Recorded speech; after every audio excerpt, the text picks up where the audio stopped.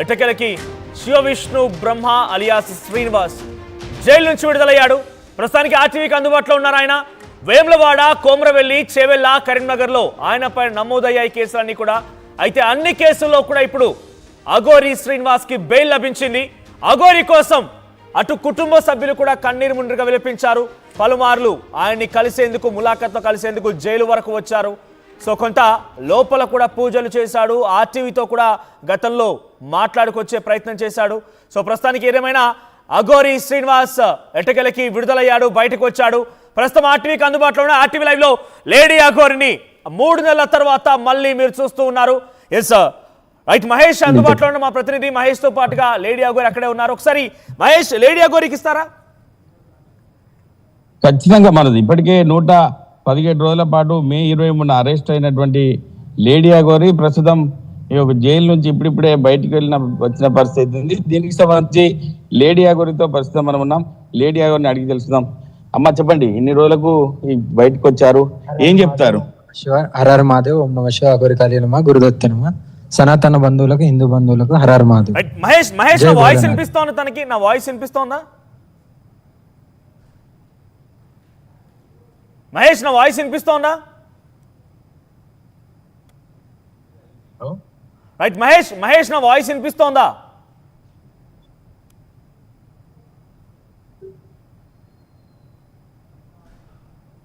Right, ప్రస్తుతానికి lady Aghori. Hello right Mahesh, నా voice వినిపిస్తోందా?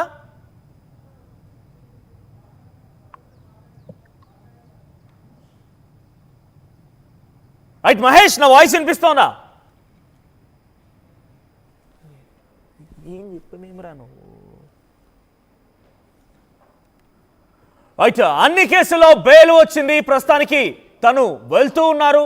మరి తన నివాసానికి వెళ్తారా, లేదు అని అంటే ఇంకెక్కడికైనా మఠానికి వెళ్తారా, మళ్ళీ నార్త్ ఇండియాకి వెళ్ళిపోతారా, లేదంటే గతంలో తనతో పాటుగా ఒక అమ్మాయి కూడా వెళ్ళింది, మరి ఆ అమ్మాయి కోసం మళ్ళీ వెళ్తారా?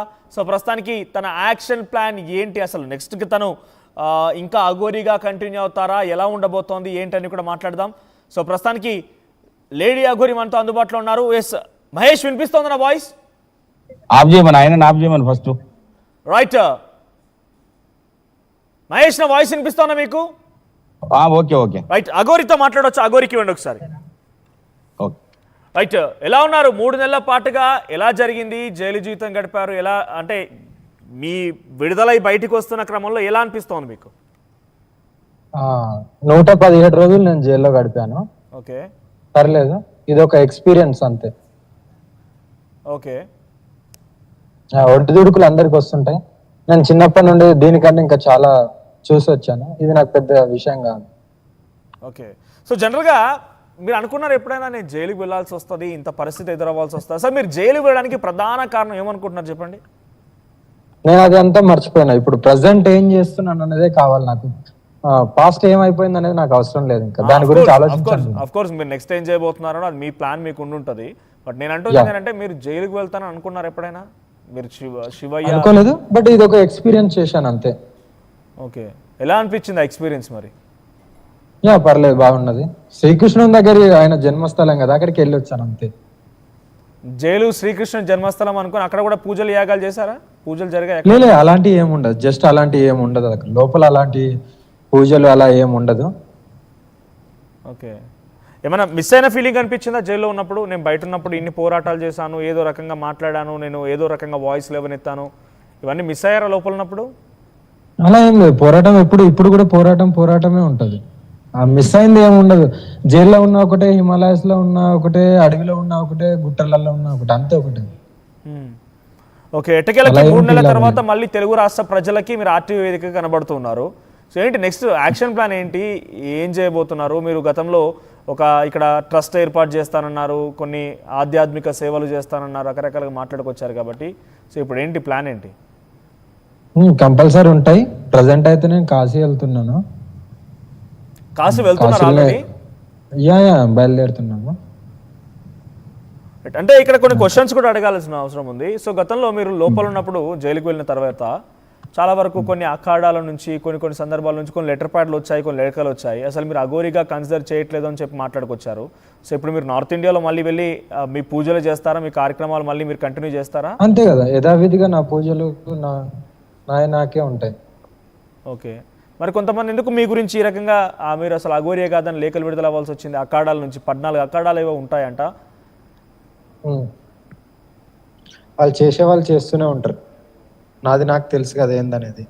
ఓకే, సో జనరల్గా మీరు ఏమనిపించాలి జైల్లో ఉన్న సమయంలో? డెఫినెట్గా మీరు బయట సమాజంలో కొన్ని మార్పులు తీసుకొద్దామని ప్రయత్నం చేశారు, ఆలయాలు సందర్శించారు, చాలా చోట్ల మీరు వెళ్ళి కొంత వాయిస్ రేజ్ చేసే ప్రయత్నం చేశారు, ఏదో రకంగా మీ వాయిస్ అయితే వినిపించింది ప్రజలకి.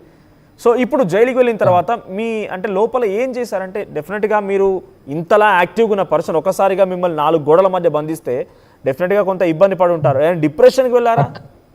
డిప్రెషన్ అలాంటిది ఏం లేదు, ఇప్పుడు కూడా ఫుల్ యాక్టివ్గానే ఉన్నాను, సేమ్ అదే యాక్టివిటీ అట్లనే ఉన్నాను, సేమ్ ఫోర్స్, ఇక్కడ తగ్గేదే లేదు ఇంకా. ఓకే, సో అంటే బయట ఉన్నప్పుడు మీరు డెఫినెట్గా కొంత మీ అలవాట్లు లేకపోతే మీరు వెళ్ళేటువంటి కార్యక్రమాలు ఇవన్నీ కూడా డిఫరెంట్గానే ఉంటాయి. 4 గోడల మధ్య మరి అవన్నీ ఎలా సాగాయి?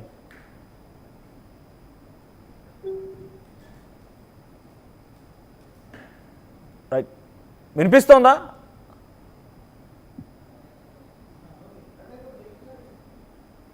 వినిపిస్తోందమ్మా?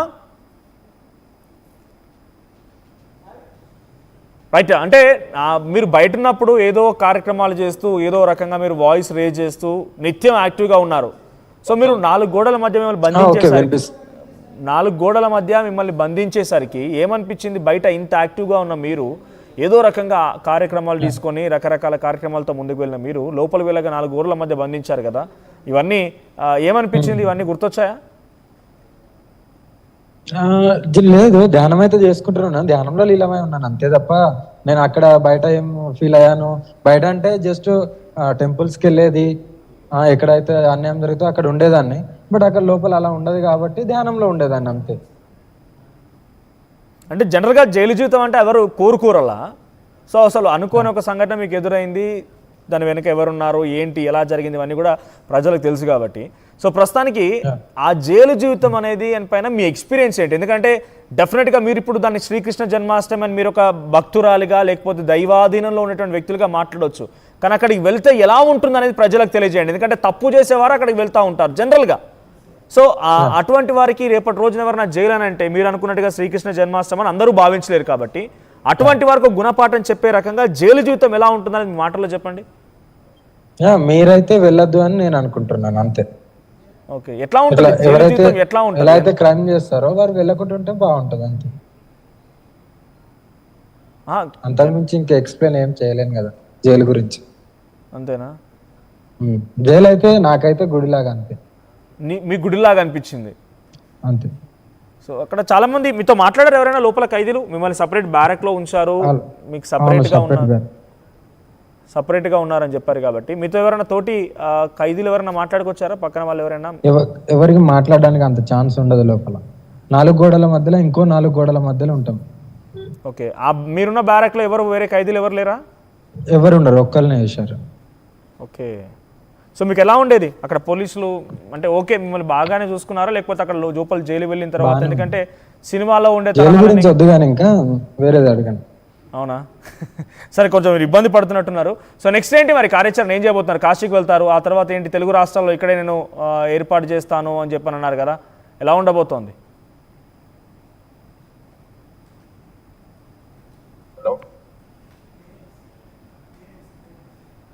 రైట్, కాశీకి వెళ్ళి కాశీ నుంచి తిరిగి వచ్చిన తర్వాత మీ కార్యాచరణ ఏంటి? తెలుగు రాష్ట్రాల్లో ఇక్కడే ఉంటాను, ఇక్కడే ట్రస్ట్ ఏర్పాటు చేస్తాను, దైవ కార్యాలు చేస్తానని చెప్పారు కదా, ఎలా ఉంటుంది? అదైతే యథావిధిగా జరుగుతూ ఉంటుంది, చూద్దాం, అప్పుడు ఆలోచిస్తాను. ఓకే, సో మీ అమ్మ నాన్న కూడా వచ్చినట్టున్నారు కదా, వాళ్ళు ఏం చెప్పారు? అంటే జనరల్గా ఇప్పుడు మీరు అమ్మ నాన్న దగ్గరికి వెళ్ళట్లేదా? అమ్మ నాన్న దగ్గరికి అయితే ప్రజెంట్ అయితే చెప్తాను, నేను ఎక్కడికి వెళ్తున్నాను అనేది నా కార్యాచరణ చెప్పాను. ఓకే, బేసిక్గా మీ తల్లిదండ్రులు కూడా మీరు అక్కడ ఉన్న సమయంలో మేము బయట మీడియాగా చూసాం కాబట్టి నిజంగా వాళ్ళు కూడా కన్నీరు ముందుగా విలపించారు, ఏడ్చారు, మీ గురించి బాధపడ్డారు. సో ఇప్పుడు వాళ్ళకి వెళ్ళి కనీసం వాళ్ళ యోగక్షేమాలు చూసుకునే అవకాశం ఉందా ఇప్పుడు ఇప్పటికైనా? నో వెళ్ళట్లేదు నేను. ఇప్పుడు మీ అమ్మ నాన్న దగ్గరికి వెళ్ళరా మళ్ళీ మీరు? వెళ్ళట్లేదు, నేను కాశీ వెళ్తున్నాను కాబట్టి వెళ్ళట్లేదు. నాకు బంధుత్వం అనేది ఏది వద్దని. దాదాపు కానీ మీకోసం మీ అమ్మ నాన్న వచ్చారు కదా, బయట అంతలా ఏడ్చారు. దూరంకి వెళ్దాం డిస్టెన్స్ మీ అక్క, మీ అన్న, లేకపోతే వీళ్ళంతా కూడా చాలా బయటకు వచ్చి నిజంగా వాళ్ళు చాలా ఘోరంగా ఏడ్చారు. మేము చూసాం మీడియాల పరంగా. కాబట్టి అదే నేను ఇప్పుడు ఇంటికి వెళ్ళట్లేదు, బట్ ఫ్యూచర్ లో వాళ్ళు నేను ఎక్కడైనా ఉంటే అక్కడికి రావచ్చు వాళ్ళు.